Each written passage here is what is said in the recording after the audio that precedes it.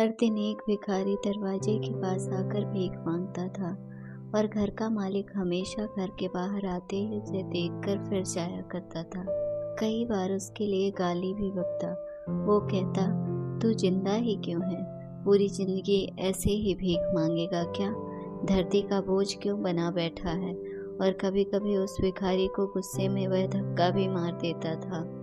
इतना कुछ हो जाने के बावजूद भिखारी के मुंह से सिर्फ यही निकलता कि भगवान तुम्हारे पापों को माफ करे। एक बार सेठ को धंधे में बड़ा नुकसान होने की खबर मिली। सेठ बहुत परेशान था कि तभी उसके दरवाजे पर वही भिखारी आया। गुस्से में अपना आपा खोते हुए सेठ ने उस भिखारी को पत्थर दे मारा। पत्थर लगने के कारण भिखारी का सर फूट गया और उसके सर से खून बहने लगा। फिर भी दर्द से कराहते हुए भिखारी ने इतना ही कहा, भगवान तुम्हारे पापों को माफ करे। भिखारी वहां से चला गया। सेठ सोच में पड़ गए। भिखारी को पत्थर मारा, फिर भी उसने सिर्फ प्रार्थना ही की। सेठ का गुस्सा शांत हुआ। सेठ का मन शांत हुआ भिखारी का रहस्य जानने के लिए। सेठ ने भिखारी का पीछा करना शुरू कर दिया। भिखारी जहाँ जहाँ जाता, सेठ उसके पीछे जाता। सेठ ने देखा, कोई उसको खाना देता, कोई उसको मारता, कोई अपमानित करता तो कोई गाली देता। लोग भिखारी के साथ चाहे जैसा व्यवहार करते, लेकिन भिखारी सबके लिए एक ही प्रार्थना करता, भगवान तुम्हारे पापों को माफ करे। अब रात होने को आई थी। भिखारी अपने घर जाने के लिए लौटा। वो अपने घर पहुंच गया, लेकिन सेठ अब भी उसका पीछा कर ही रहा था। एक पुरानी टूटी हुई खटिया पर एक बूढ़ी औरत लेटी हुई थी। काफी कमजोर और बीमार लग रही थी। वह भिखारी की पत्नी थी। अपने पति को आता देख वह खाट से उठ खड़ी हुई। पत्नी ने अपने पति के भीख वाले कटोरे में देखा, उसमें सिर्फ आधी बासी रोटी थी। उसे देखकर वह बोली, आज बस इतना ही मिला, और हाँ, आपके सिर से खून निकल रहा है, ये चोट कैसे लगी? बूढ़ा भिखारी बोला, आज बस इतना ही मिला, किसी ने कुछ दिया ही नहीं। सबने गालियां दी और एक ने पत्थर फेंक कर भी मारा, इसलिए मेरा सर फट गया।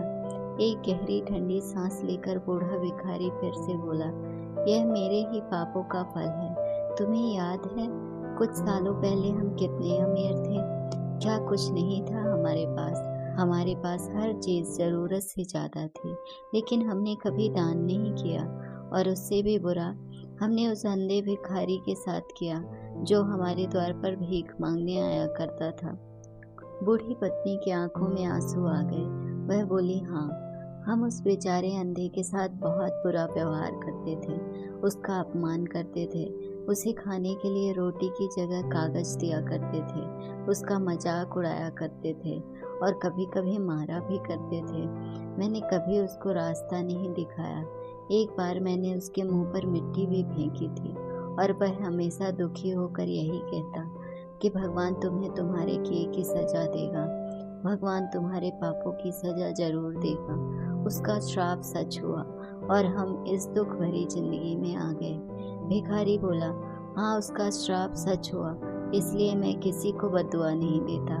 चाहे कोई मेरे साथ कैसा भी बर्ताव करे, मैं हमेशा उसके लिए प्रार्थना ही करता हूँ। मैं नहीं चाहता कोई भी हमारे जैसे जिंदगी का अनुभव करे, किसी को भी हमारे जैसे दुखों का सामना करना पड़े। वो नहीं जानती कि वह कितना बड़ा पाप कर रहे हैं, इसलिए अनजाने में हुए पाप की ऐसी सजा किसी को भी मिले, ये मैं नहीं चाहता। सेठ वहीं पर छुपकर सारी बातें सुन रहा था। अब उसे सब कुछ समझ में आ गया था। भिखारी और उसकी पत्नी ने वह आधी रोटी मिल बांट कर खाए और भगवान को धन्यवाद बोलकर सो गए। अगले दिन भिखारी फिर से भीख मांगने आया। सेठ के घर के पास जाते ही सेठ ने पहले से गर्म रोटी उसके लिए निकाल कर रखी थी। उसे देते हुए सेठ विनम्रता से बोला, माफ कर दीजिए बाबा, मुझसे बड़ी गलती हो गई। बूढ़ा भिखारी बोला, भगवान तेरा भला करे। इतना कहकर वह आगे निकल गया। अगर आपको हमारी स्टोरी अच्छी लगी हो तो अपने दोस्तों के साथ भी शेयर कीजिए और कमेंट में ज़रूर बताइए कि कैसी लगी ये कहानी। और हाँ, चैनल को सब्सक्राइब करना ना भूलें।